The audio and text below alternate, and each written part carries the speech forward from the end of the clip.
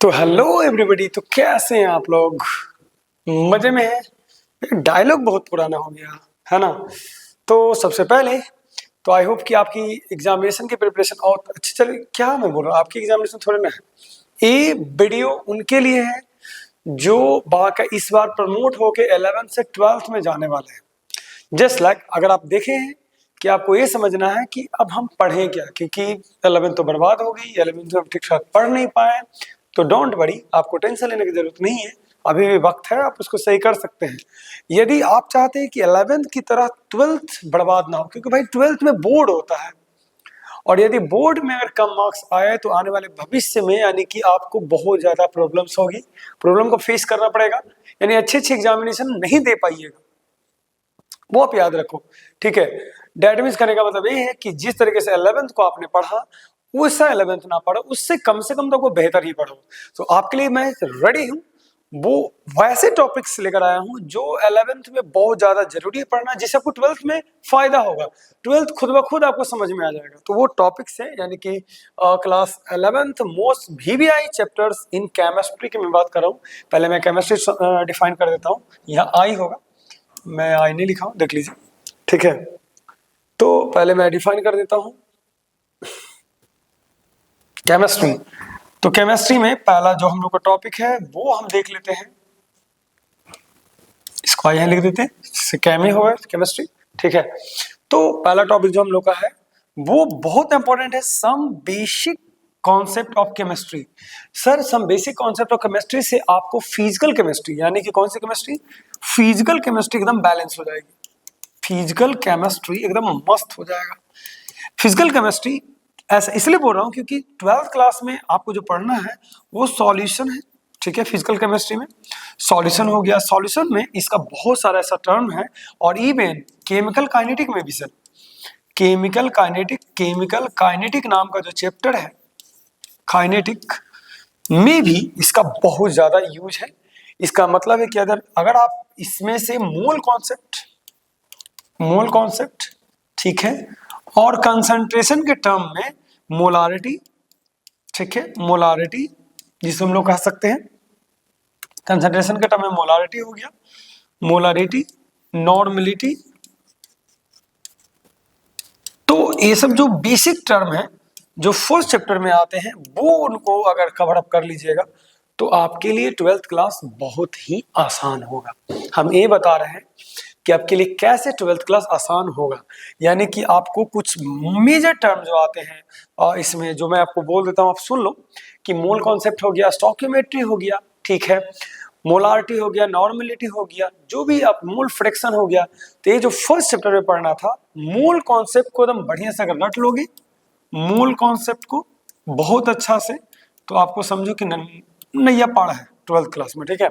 उसके बाद आता है, ये तो हो गया दूसरा सबसे मेजर इंपॉर्टेंट चैप्टर है वो GOC, general organic chemistry, GOC, जिसमें खास हमारा IUPAC नेमिंग आता है। क्या आता है? IUPAC नेमिंग आता है, एज वेल एज आइसोमेरिज्म आता है। आइसोमेरिज्म के मेजर टर्म आते हैं, यानी कि इस तरह के टर्म बहुत VBI आते हैं। IUPAC हो गया, आइसोमेरिज्म हो गया, इवन आप आइसोमेरिज्म के साथ साथ आप अलग अलग और भी टर्म ले सकते हैं उसके अलावा, जैसे कि आप होमोलोगस सीरीज जान जाइए, वो ज्यादा इंपॉर्टेंट है। आप इसके साथ साथ इसी में हम लोग थोड़ी मोड़ी बॉन्ड के बारे में, केमिकल बॉन्डिंग का कुछ ज्ञान रख लेते हैं। तो बॉन्ड के बारे में भी जानते हैं कि डबल बॉन्ड होता है तो sp होता है, sp2, ठीक है, और से ट्रिपल बॉन्ड होता है तो sp होता है, ट्रिपल बॉन्ड लीजिएगा तो क्या रहेगा, sp रहेगा, और सिंगल बॉन्ड आएगा तो sp3 रहेगा। तो ऐसे कुछ ऐसे मेजर टर्म है जो मोस्टली इंपॉर्टेंट की कैटेगरी में आते हैं, वो आपको याद रखना है, ठीक है। GOC हो गया, हाइड्रोकार्बन, ठीक है, हाइड्रोकार्बन। इसके बाद सबसे ज्यादा इंपॉर्टेंट चैप्टर है तो वो है हाइड्रोकार्बन। यदि आप ऑर्गेनिक को सही करना चाहते हैं, वो तो मैंने फिजिकल की बात बताया, यदि आप ऑर्गेनिक को सही करना चाहते हैं तो आपको हाइड्रोकार्बन पर अच्छी खासी कमांड चाहिए। कैसे पर? हाइड्रोकार्बन पर एकदम अच्छी खासी कमांड चाहिए, तो एकदम बेहतर हो जाइएगा। क्या हो जाएगा? एकदम बेहतर हो जाएगा, ठीक है।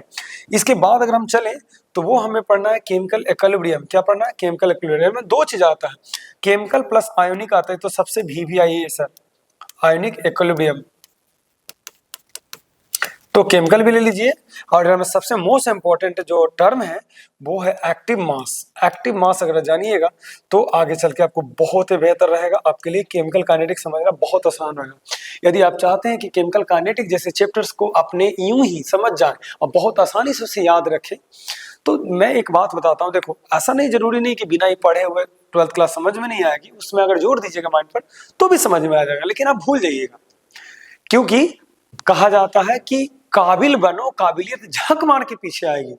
तो मैं काबिल बनना सिखा रहा हूँ। काबिल डेट मीन्स क्या, कि यदि आप इसके एबल हैं, आप सीखने के लिए लायक हैं, तो सीख जाइएगा, नहीं तो जबरदस्ती रट के तो कोई भी याद कर लेता है। समझ में आया? तो मैंने जो बात बताया मोस्टली इंपॉर्टेंट है, उसके लिए आप हाइड्रोकार्बन में और सबसे ज्यादा जीओसी में, सबसे ज्यादा मैं बताना भूल गया, जीओसी का सबसे बड़ा मोस्ट इंपॉर्टेंट टॉपिक जो आता है जीओसी में, वो आता है आपको रिएक्शन मैकेनिज्म।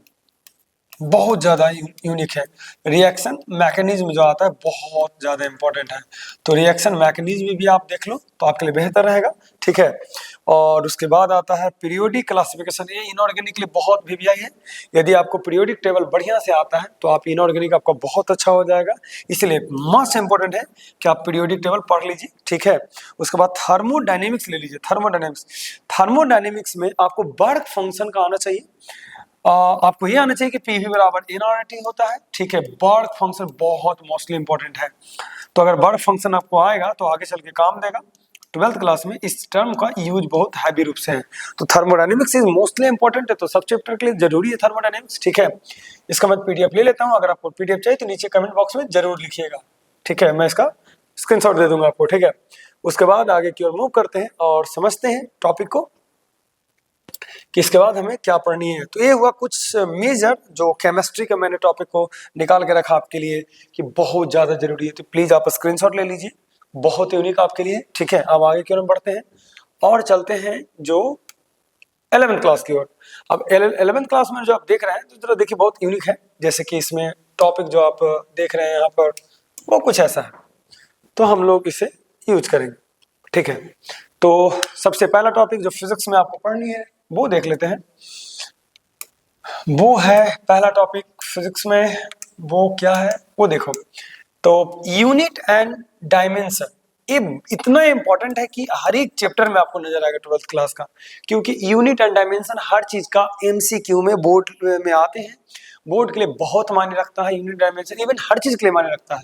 एंट्रेंस एग्जामिनेशन में भी यूनिट डायमेंशन पूछता है, इसीलिए आपको यूनिट एंड डायमेंशन, जिसको हम लोग एमएलटी के नाम से जानते हैं, भैया बहुत जरूरी है, बहुत जरूरी है। उसके बाद आइए मैथमेटिकल टूल्स। भाई सबसे ज्यादा अगर किसी को कहना फिजिक्स हमें आनी चाहिए तो भाई उसको मैथमेटिकल टूल्स आनी चाहिए, तो फिजिक्स बहुत अच्छा से जान जाएगा, ठीक है। उसके बाद आता है बर्थ, पावर एंड एनर्जी आता है, क्योंकि आपको हर एक जगह एनर्जी का टर्म यूज करने को मिलेगा।